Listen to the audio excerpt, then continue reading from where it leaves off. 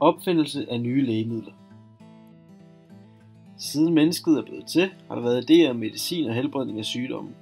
I år 400 før vor tid udvandt den berømte læge Hippokrates saft fra piletræer og brugt til smertestillende behandling. Det aktive stof, der findes i pilebarken, blev senere udviklet til acetylsalicylsyre, hvilket er stoffet, der bruges i smertestillende medicamenter som Ipren og aspirin i det moderne samfund. Et lægemiddel er et biologisk stof, der fungerer på den måde, at det binder sig til bestemte biologiske mål i kroppen, som proteiner, sakkarider, lipider eller nukleinsyre. De bedste lægemidler har ingen bivirkninger, men virker specifikt kun i den biologiske proces, der helbreder en sygdom. Andre lægemidler har flere bivirkninger, da det kan indgå at skabe flere forskellige processer i kroppen, der i nogle tilfælde kan have en negativ udgang.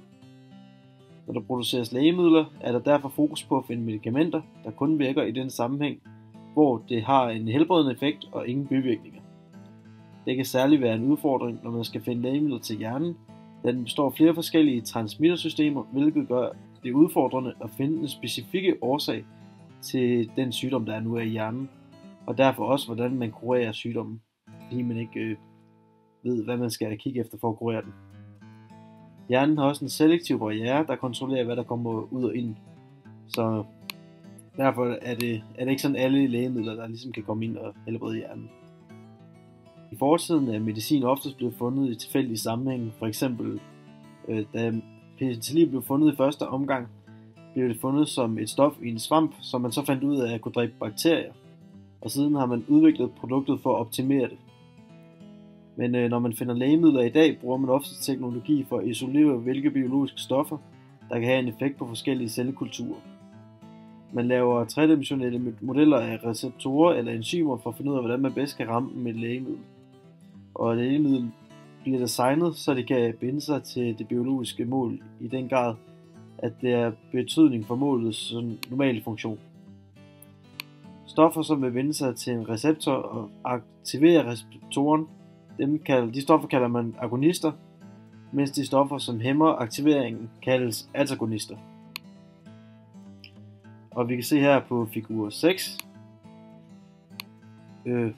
at til venstre, her ser virkningen af en agonist, altså den går ind, og så binder sig til receptoren, og får ionkanalen til at åbnes.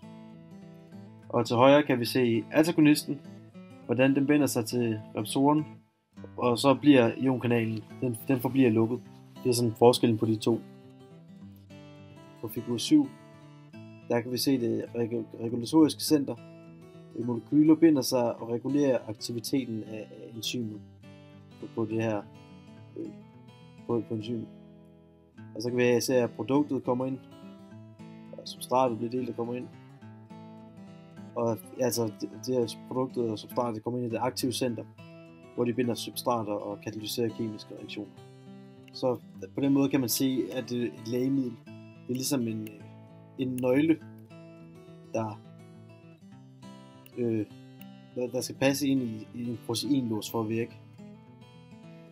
På figur 8 kan vi se et lægemiddel, hvordan det vekselvirker med et aktivt center på et biologisk mål.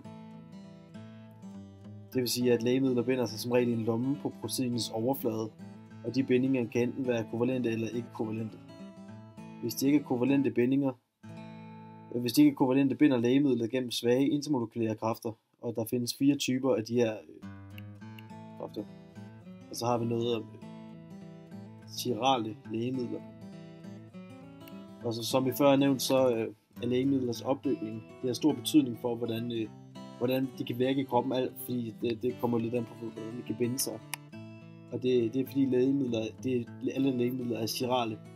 Og det betyder kort sagt, at deres molekyler har samme funktionelle sidegrupper, men er spejlbilleder af hinanden. Som for eksempel, hvis man så på et par hænder, så er det samme, men de er spejlvendte af hinanden. Og de fleste lægemidler, der laves i et laboratorium, de kaldes stereocente. Det betyder, at de har et eller flere carbonmolekyler med bindinger til flere forskellige sidegrupper. Og hvis molekylet har flere forskellige stereocenter, kaldes det stereoisomerer. Og det er så de her, der har flere forskellige steroidcentre, der oftest virker med den bedste medicinske effekt. Fordi to forskellige af disse, de kan så i gang til to forskellige kemiske processer på grund af orientering af de funktionelle sidegrupper. Yes. Bye bye. See you soon.